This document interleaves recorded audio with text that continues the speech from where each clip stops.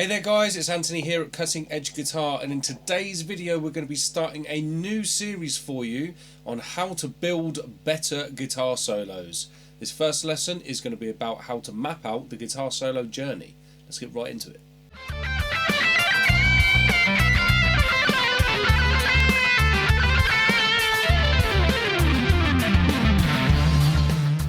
Okay guys, this question has come from some of my subscribers over at Cutting Edge Guitar. If you're interested in supporting my channel and learning an absolute ton more about modern guitar concepts, I have books, courses, memberships and way more over at Cutting Edge Guitar. The links for all of that stuff are in the description below.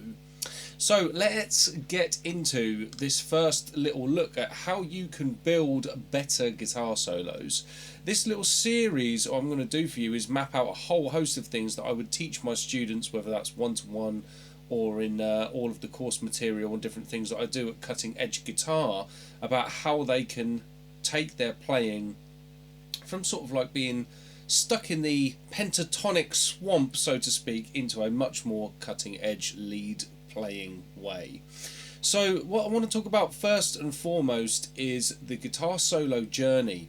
I had a really good comment from one of my subscribers at Cutting Edge Guitar about how do we actually outline a guitar solo? How do we map it? What do we do? Because you can't just jump in with mad shreddy chops right from the drop, and that is true.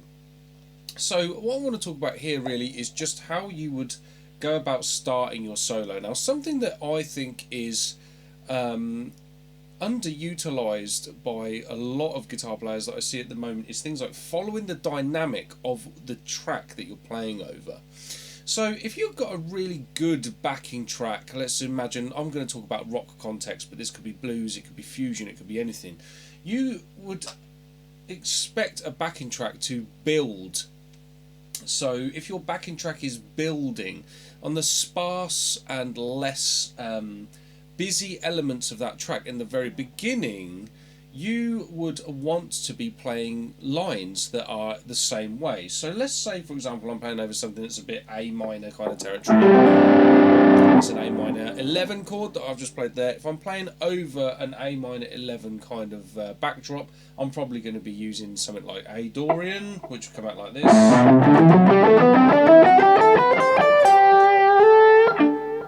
Now what I wouldn't do is just start my solo somewhere like in the high registers of the neck. That's something that we want to build up to. So you want to start your solo around right here. Now this isn't necessarily just a guitar solo that I'm talking about that would fit in a track, but I'm talking about if you're playing at home, jamming over a jam track that's like 10 minutes long or something, you would probably want to start in that lower register of the neck and play very sparse quarter note lines.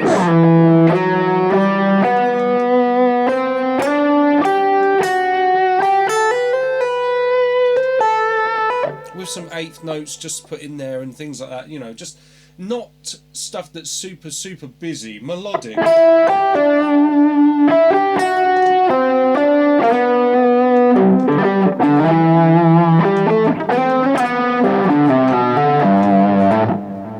Phrased and around a lower part of the neck.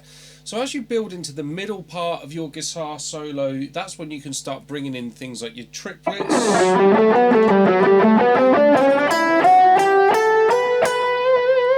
And start to be soloing around the middle area of your guitar neck, okay? You might want to use like other devices other than just scales. You might want to use standard, you know, pentatonic stuff. And then every now and then just bring in something from one of your modal scales or something like that. You might want to use some triads.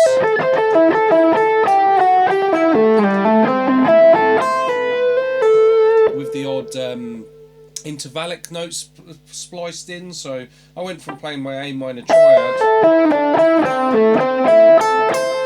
to adding in a ninth at the top there. Those tasty notes sound really interesting. So and obviously, like I said, like the triplets, you might even want to play some eighth note lines.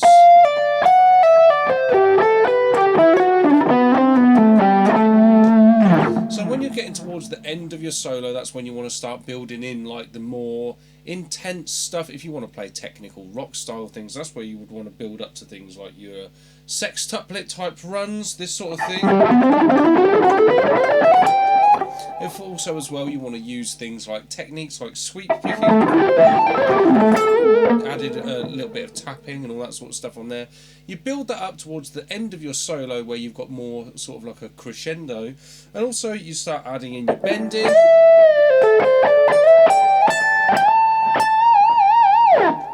I use quite a wide vibrato style because I like rock style vibrato. I always thought that sounds cool.